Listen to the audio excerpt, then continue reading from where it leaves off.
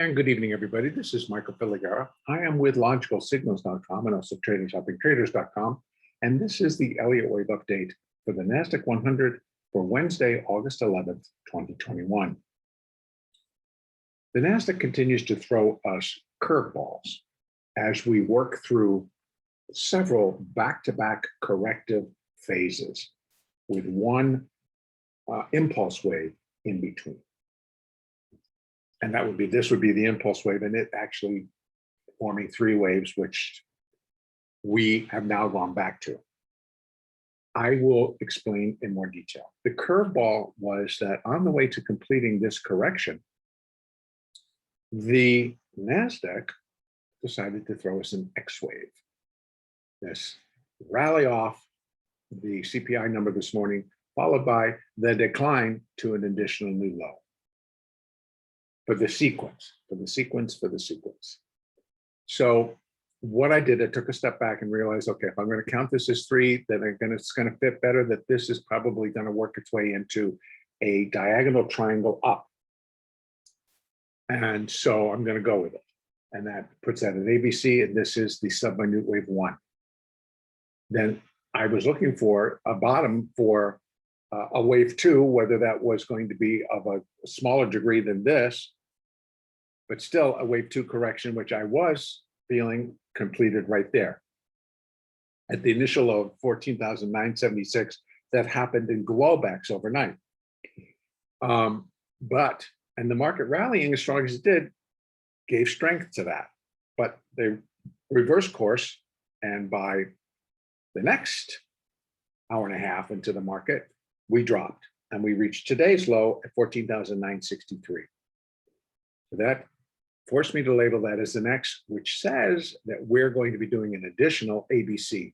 Does not have to be this exact type of a wave structure. It could be a really strong zigzag, just get it done and get it over.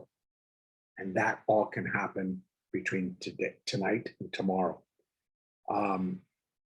So if we get a similar reaction to the PPI number, which comes out tomorrow, I would anticipate that we're going to go up first, and then US will sell it.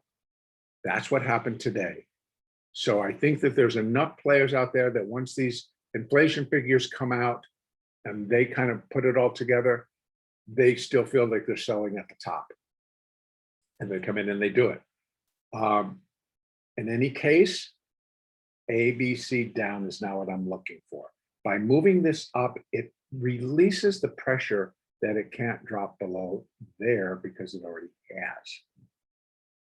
So even if this was a wave one, it can't drop below here, which we now run the risk of doing.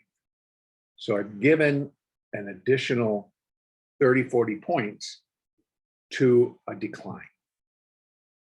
Now, this is where we get sticky, because no matter what, until it breaks below this level, I have to keep alive the potential for new all-time highs. Because under all our scenarios, the highs would have to be in it, it'd have to break below 14,441. That would have to be the absolutely end do not break zone, because if it does, the highs are in and we're into that next higher level, higher degree corrective phase. More on that should it occur. But these are what I'm working with right now. I think we're going to do another ABC down. I think it could be very quick and it could be very jarring, and like just get it done and go. So how do we want to play that? When it begins and when it's evident, it's going to be breaking through support levels. It's going to be breaking through many different things. So one thing I could do is I've got this first ABC. If there's ever going to be a relationship between the two, it's going to be giving us some help right now. So I'm going to put Fibonacci's around that first first three waves down, which is the ABC. And then I'm going to connect it to the X wave, which, tells us, where's our first no break zone? It all fits. that all fits very handsomely. Because I would expect down into here, but I'm hoping that it holds that. And then for certain that it holds there, and there it holds even more clean. So here is the whole scenario. I'm expecting the decline. So whether the market would have to fully embrace PPI and not expect any other reaction other than that. Because if it turns from here and just goes, I'll figure this out. I'll figure out the anomaly, and we'll be looking for those new highs. But again, if it's going to do it from here, it has to just go.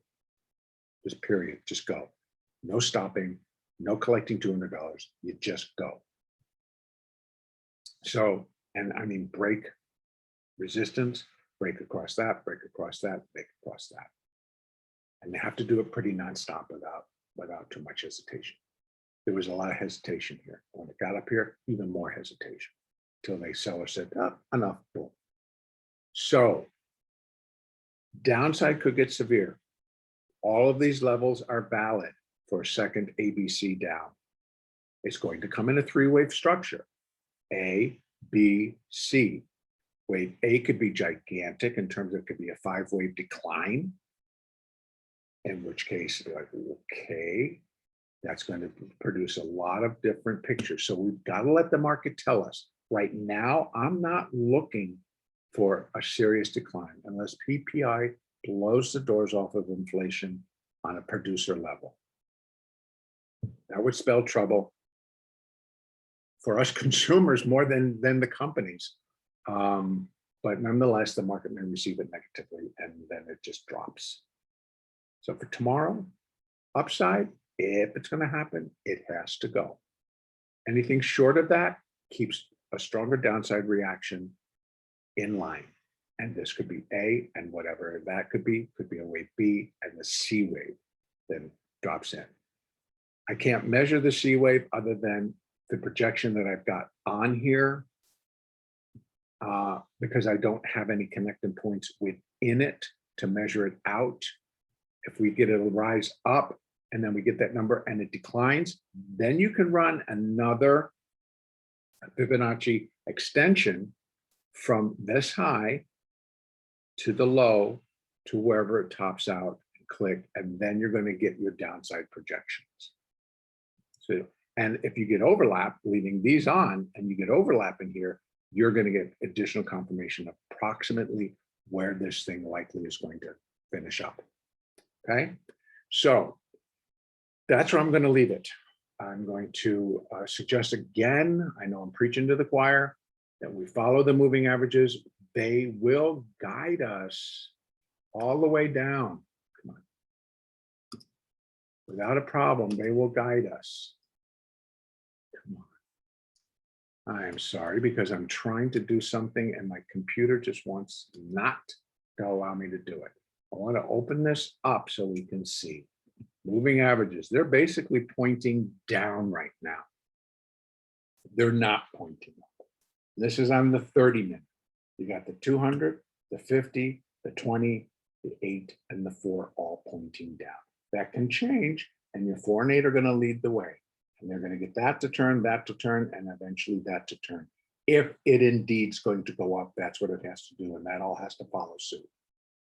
Negative should continue to see downside, and then we have our numbers. And again, this could be A, this could be B. This could be 1, this could be 2. We've got a lot of possibilities. Now we got to let the market fill in the blanks. That's going to be it for today. Next update is Thursday, August 12th.